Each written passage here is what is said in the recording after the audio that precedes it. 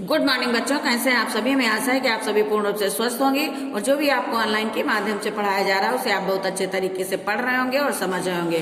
तो बच्चों, आज मैं आपकी विषय अध्यापिका स्नेहलता श्रीवास्तव कक्षा 7 के बच्चों को हिंदी व्याकरण में पाठ 19 लोकोक्तियां पढ़ाने जा रही हूँ, जिसे आप बहुत ध्यान पूर्वक पढ़ेंगे।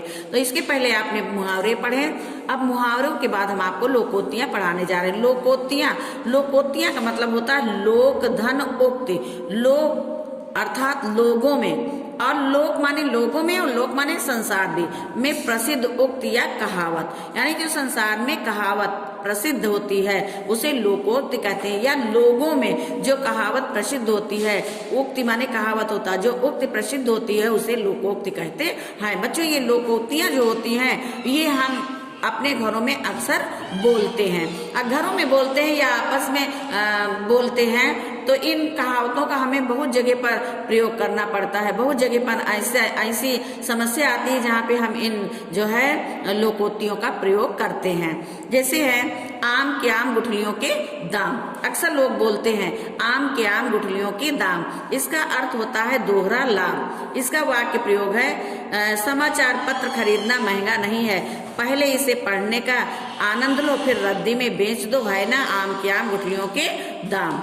ठीक है, तो ये तो हो गया आम के आम गुठलियों के दाम, यानी कि दोहरा लाभ। दोहरा लाभ। इसके बाद है आए थे हरिभजन को ओटन लगे कपास। आए थे हरिभजन को ओटन लगे कपास। इसका अर्थ है मुख्य कार्य को छोड़कर व्यर्थ के कार्य करना, यानी किसी महत्वपूर्ण कार्य के लिए जाना और उसके बाद उसको ना करना और फालतू के कामों में लग जाना, इसको कहते हैं आए थे हरिभजन को ओटन लगे कपास। इसका वाक्य प्रयोग है बच्चों, मैंने तुम्हें पढ़ने विद्यालय भेजा था और तुम चले गए पिकनिक मनाने। ये तो वही बात हुई कि आए थे हरिभजन को ओटन लगे कपास, यानी स्कूल जाने के लिए कहा गया क्योंकि स्कूल एक बहुत महत्वपूर्ण जगह है। और पिकनिक तो ये सिर्फ समय व्यतीत करने के लिए, टाइम पास करने के लिए, लेकिन विद्यालय बहुत आवश्यक कार्य है। तो यहाँ पे कहने का मतलब कि कोई भी है वो गया विद्यालय पढ़ने के लिए नहीं, बहुत आवश्यक कार्य करने के लिए गया,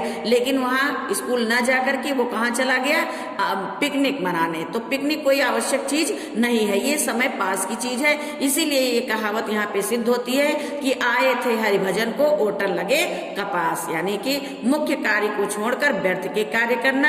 इसका वाक्य प्रयोग है मैंने तुम्हें पढ़ने विद्यालय भेजा था और तुम चले गए पिकनिक मनाने। ये तो वही बात हुई कि आए थे हरिभजन को ओटन लगे कपास। तीसरा है अधजल गगरी छलकत जाए।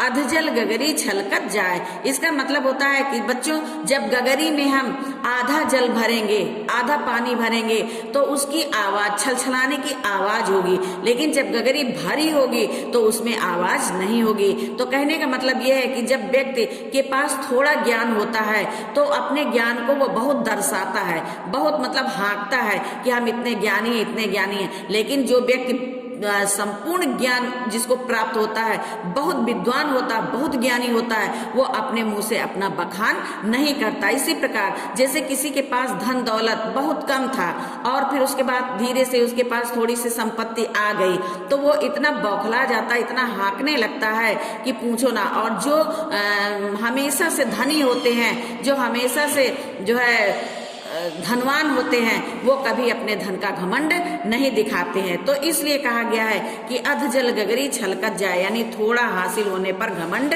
करना। थोड़ा धन प्राप्त होते ही राजेश अपने को महाजन समझने लगा। सच है अधजल गगरी छलकत जाए, ये इसलिए कहावत बनाई गई है।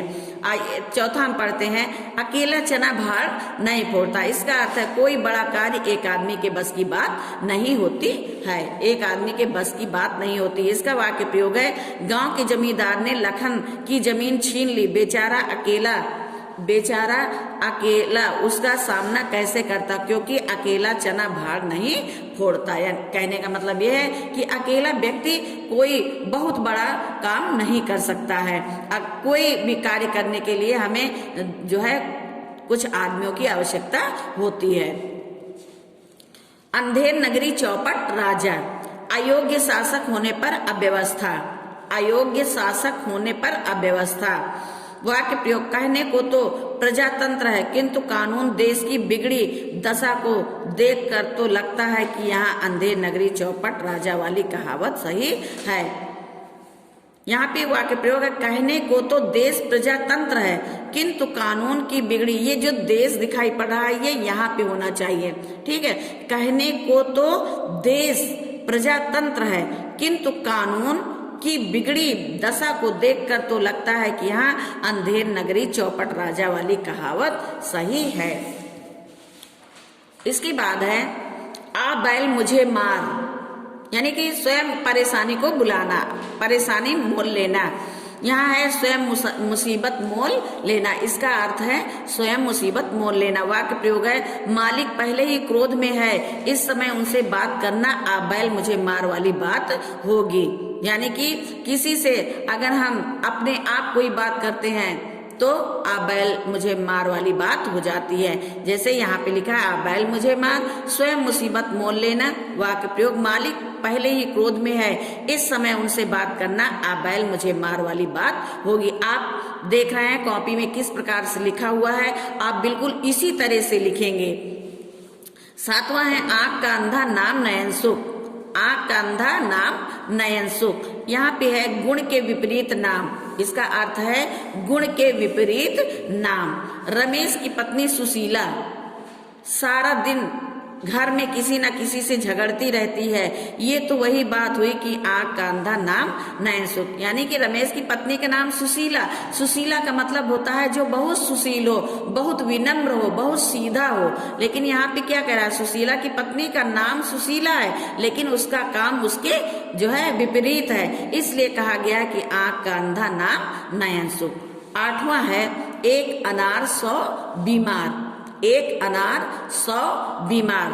वस्तु कम चाहने वाले अधिक, यानी वस्तु कम है और उसको चाहने वाले अधिक हैं। वाक्य प्रयोग, पंचायती हल एक है परंतु जुताई करने वाले सैकड़ों, किस किस को हल दिया जाए, ये तो एक अनार 100 बीमार है, यहाँ तो एक अनार 100 बीमार है। यानी कि वस्तु एक है और उसके चाहने वाले अनेक हैं, इसलिए यहाँ पे ये कहावत है कि एक अनार 100 बीमार।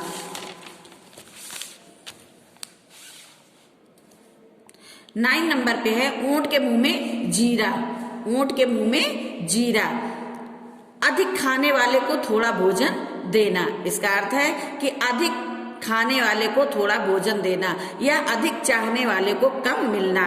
वाक्य प्रयोग, शेर को छोटा मेमना खाने के लिए देना ऊंट के मुंह में जीरा के समान है। यानी एक शेर है, उसको एक छोटा से बच्चा दिया जाए खाने के लिए तो क्या होगा, वो जैसे ऊंट के मुंह में जीरा। ये कहावत इसीलिए प्रसिद्ध है कि अधिक खाने वाले को थोड़ा भोजन देना। यानी वाक्य प्रयोग इसका है, शेर को छोटा मेमना खाने को के लिए देना ऊंट के मुंह में जीरा के समान है। अब है, ऊंची दुकान फीके पकवान, इसका अर्थ है केवल बाहरी चमक दमक भीतर खोखलापन। इसका अर्थ क्या होगा, केवल बाहरी चमक दमक भीतर खोखलापन। इसका वाक्य प्रयोग है, टेलीविजन पर कूलर की बढ़ चढ़कर तारीफ सुनकर मैंने उसे खरीद लिया किंतु इसमें तो बहुत कमियां हैं, ठीक ही कहा गया है, ऊंची दुकान फीका पकवान। तो ये तो बच्चों आपकी थी लोकोक्तियां।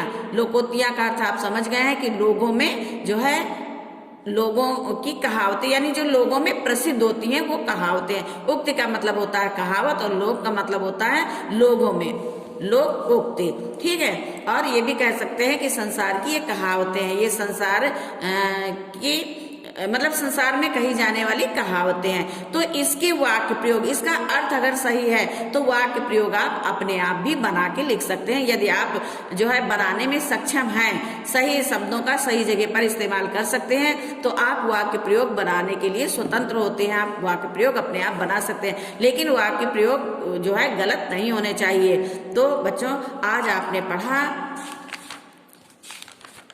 पढ़ा पाठ 19 लोकोक्तियां। तो बच्चों हमें आशा है कि आपको ये पाठ बहुत अच्छे तरीके से समझ में आ गया होगा। अब आप एक दिन में अगर 2-2 लोकोक्तियां याद करते हैं और मुहावरे याद करते हैं तो आपको सारी लोकोक्तियां और मुहावरे याद हो जाएंगे। तो बच्चों ये पाठ यहीं पे समाप्त होता है। धन्यवाद।